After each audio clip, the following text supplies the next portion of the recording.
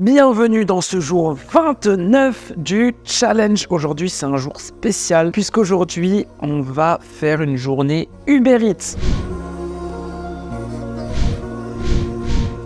On va passer toute la journée sur Uber Eats avec le service du matin de 11h à 15h environ et le service du soir qui commence à 18h et qui finit généralement entre 22h et minuit. En tout cas, aujourd'hui, on va faire du full Uber Eats et l'idée, c'est d'échanger son temps contre de l'argent. Grâce à cette opportunité de livreur, de coursier, on va pouvoir échanger son temps contre de l'argent tout en étant libre temporellement. Ça veut dire que je suis libre de arrêter quand je veux, je suis libre de reprendre quand je veux et en gros, je suis libre de gérer mon propre emploi du temps. Là, c'est le matin, je me suis levé. L'idée maintenant, je vais me changer. On se retrouve directement dans la voiture. Je vais enlever mon petit kéfier histoire d'être plus présentable dehors dans les restaurants et on se retrouve dans la voiture, let's go! On est parti, on est dans la Seat. Ici, j'ai mon sac de livraison et on est parti pour l'aventure. Il est 11h.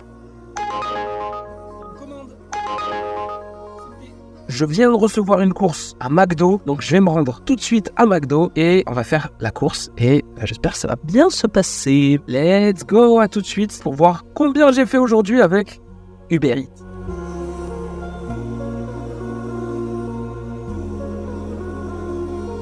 Ok, il est 15h, la matinée est terminée, donc j'ai commencé à travailler à 11h, là il est 15h, ça veut dire que j'ai 4 heures de connexion et sur 4 heures de connexion, j'ai fait 54,45 €. Donc voilà, là tu vois mieux. J'ai fait 54,45 € en 4 heures de connexion sur 7 commandes. Donc en 7 commandes, j'ai fait 55 € quasiment. Par contre là, je suis claqué, je suis mort. Je suis vraiment mort. Donc là, l'idée, c'est de me reposer pour reprendre à 18h. L'idée, c'est de faire 18 à 19, 20, 30...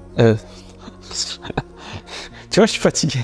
L'idée, c'est de faire de 18 à 19, 20, 21, 22, 23, minuit. Donc l'idée, c'est de faire ce soir 6 heures de connexion. Et en tout, dans la journée, j'aurais fait 10 heures de connexion. Donc ce soir, l'objectif, c'est de faire au moins 80. Franchement, même, je dirais, bon, au moins 80, mais on va dire un objectif de 100.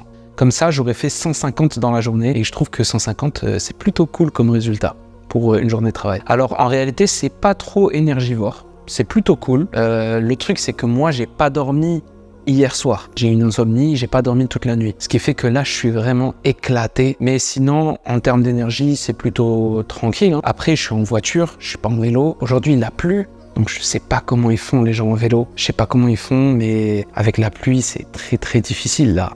Moi, ça va, j'étais tranquille. J'étais au chaud dans la vieille voiture. J'étais tranquille comme ça, mais ouais, avec la pluie, le vélo, ça aurait été trop compliqué si j'avais été en vélo. Pareil pour le scooter. En scooter, t'es plus rapide, mais quand il pleut, voilà, c'est gênant et en plus c'est dangereux, la route elle glisse et tout, bref. Mais voilà, sinon, franchement, ça s'est plutôt bien passé. Après, il y a les temps d'attente. En fait, comme t'es en voiture, t'es plus rapide que le vélo, mais du coup, tu arrives plus tôt au restaurant et le restaurant n'a pas encore fini de préparer la commande. Donc tu attends.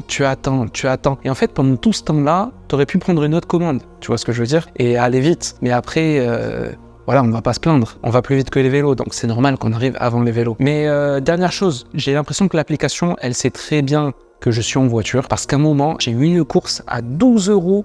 Tu te rends compte, 12 €. Ça veut dire que le client qui a commandé à manger, il a rajouté 12 € dans sa commande pour avoir le service de livraison. Donc moi, j'ai été payé 12 €, 12,60 €, un truc comme ça. Et c'était une course de 27 km. J'ai pris la rocade et tout, j'ai pris des voies rapides et tout. 27 km, quand j'ai eu ça, j'ai dit 27 km. J'ai dit mais ça en vélo, c'est impossible. En vélo, j'en ai pour l'après-midi.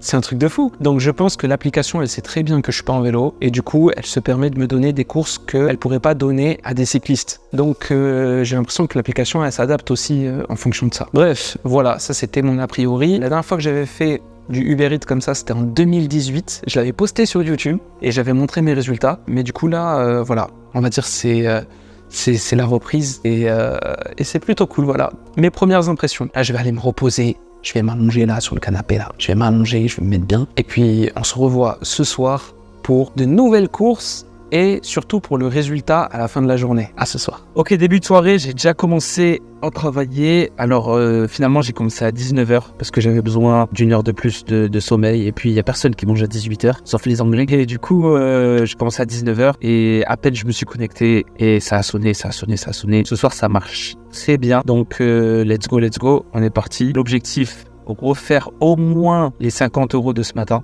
Comme ça, je fais 100 €. Et si je peux faire plus, ben c'est super. Donc, je me donne entre 100 et 150. Voilà, on se retrouve ce soir à la fin pour le débrief. Soirée terminée, je suis rentré, je suis fatigué. On va faire le débrief très rapidement. Donc, pour la journée, j'ai fait 8 heures de course et c'est l'équivalent de 120 €. Je te mets le screen juste ici. 120 €, soit 50 € le matin et 70 € pour la soirée. Le matin, j'ai travaillé 4 heures et la soirée, j'ai travaillé 4 heures aussi. Au final, sur ces 120 € en micro-entreprise, je vais payer 20% d'impôts dessus. Et du coup, 20% de 120, je vais payer 24. Ce qui va me rester à peu près 100 €. Sachant que comme j'ai utilisé la voiture, j'ai mis de l'essence. Donc il faudra déduire l'essence de ces 100 € et au final, ça fait mon bénéfice. Donc, conclusion, on peut gérer environ 100 € sur Uber Eats. Maintenant, ça dépend des saisons, ça dépend si tu es en week-end, si tu es en début de semaine, ça dépend si tu es en vacances. Si c'est pas les vacances, voilà, il y a des saisons, bien sûr. Un mardi ne ressemble pas à un samedi. Donc,